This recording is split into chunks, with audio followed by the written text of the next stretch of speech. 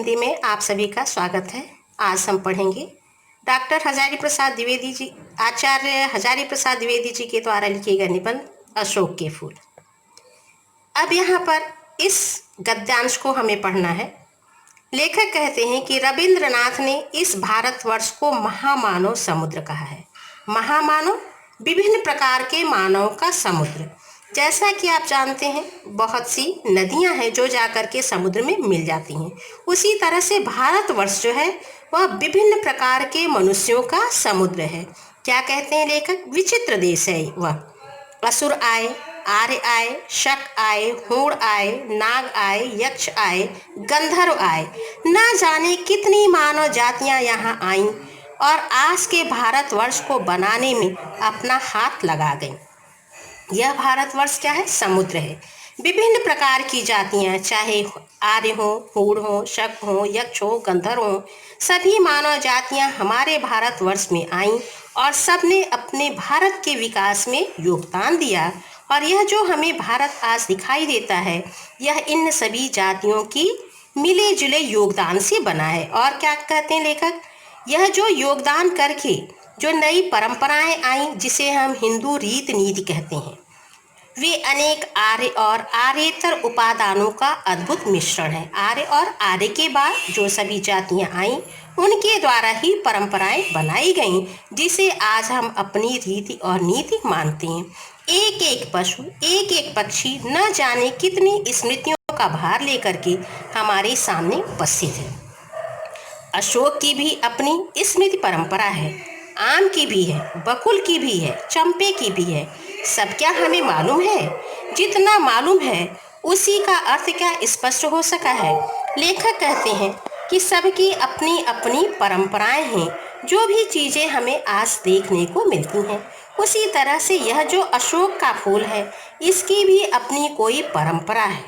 और भी जो चीज़ें हैं, चाहे वह आम हो, बबूल हो, चंपा हो, सबकी अपनी अपनी परंपरा है, लेकिन हमें सबके बारे में विस्तार से मालूम नहीं है। और इसी तरह से हमें अशोक के फूल के बारे में विस्तार से नहीं मालूम है। न जाने किस बुरे मुहूर्त में मनोजन्मा देवता ने शिव पर बाण फेंका था, शरीर जलकर राख हो गया। और वामन पुराण के 6 अध्याय में इसकी गवाही पर हमें मालूम है कि उनका रत्नमय धनुष टूटकर खंड खंड हो धरती पर गिर गया। अब लेखक कह रहे हैं कि न मालूम वह कौन सा बुरा मुहूर्त था जिस समय जो मनोजन्मा देवता है, मन से उत्पन्न होने वाले कामदेव हैं, उन्होंने शिव से संघर्ष किया और अपना बाण शिव के ऊपर फेंका। शिव के श्राप से उनका शरीर तो जल करके राख हो गया, जिसका वर्णन हमें वामन पुराण में मिलता है। और जो उनका धनुष था, जो रत्नों से जड़ित था, वह धनुष टूट टूट करके धरती पर गिर गया। जहाँ पर उस धनुष का मूठ गिरा, वहाँ पे रुक्मणी पर्वत बना। जहाँ वह टूटकर धरती पर गिरा, वहाँ चंपा फूल बन गया।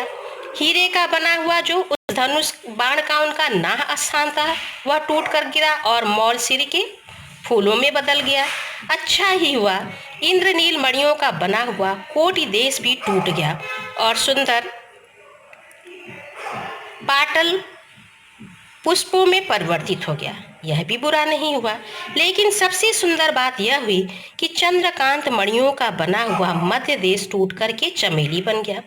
लेखक क्या करें? वह जो उनका धनुष था, वह जो टूट करके गिरा, अलग अलग हिस्से धरती पे जहाँ गिरे, वहाँ अलग अलग तरह के फूल बनते गए।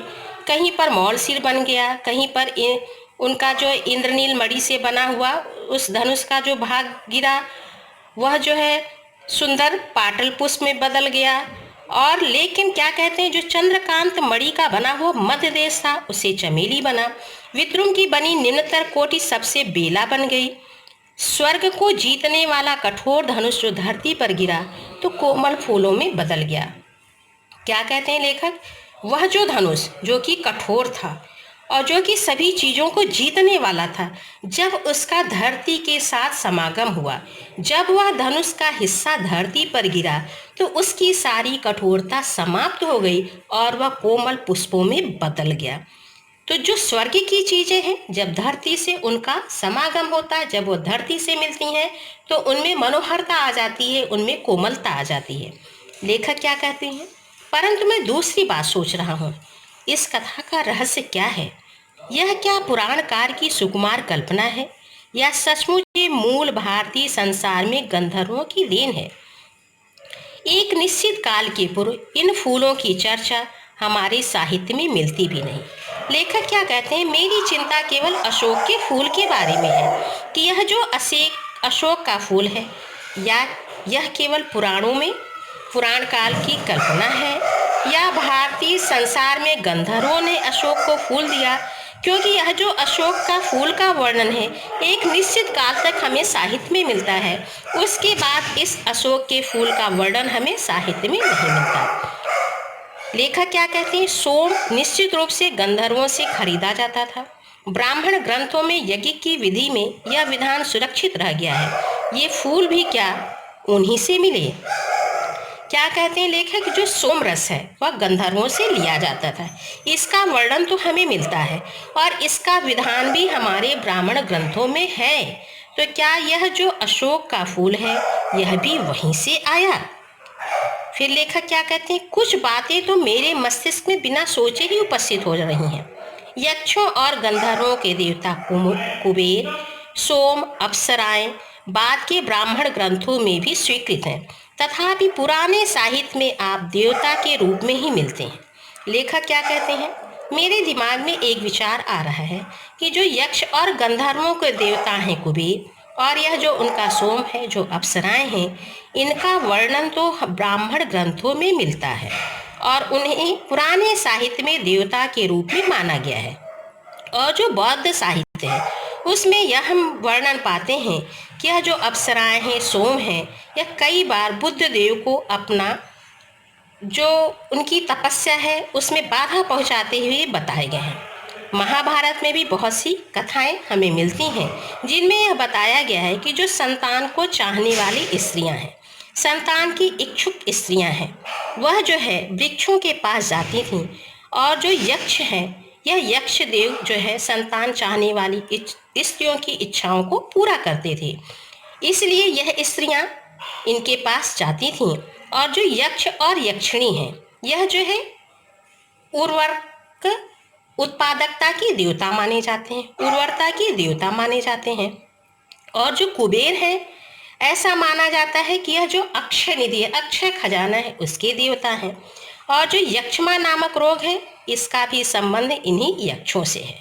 फिर लेखक क्या कहते हैं, भरहूत, बोधगया, सांची में जो मूर्तियां बनाई गई हैं, और वह मूर्तियां कहाँ हैं, दीवारों पे बनाई गई हैं। उन मूर्तियों में जो स्त्रियों की आकृतियों का वर्णन है, आकृतियां उकेरी गई हैं, वो नग्न हैं, केवल उनके कमर में एक वस्त्र बंधा हुआ है। और सबसे ज़्यादा यह कि यह जो अशोक का फूल है, यह वर्णन मिलता है कि इन स्त्रियों के पैरों के द्वारा ताड़ित किए जाने पे, उनके पैरों के द्वारा पीटे जाने पर इस पर पुष्प खिलते हैं और यह पुष्पित होता है। लेखक क्या कहते हैं कि यह भी वर्णन हमें मिलता है अपने धर्म ग्रंथों में कि चैत्र शुक्ल की अष्टमी को व्रत करने पर और इन अशोक की 8 पत्तियों को खाने से उनकी संतान की इच्छा पूरी होती है।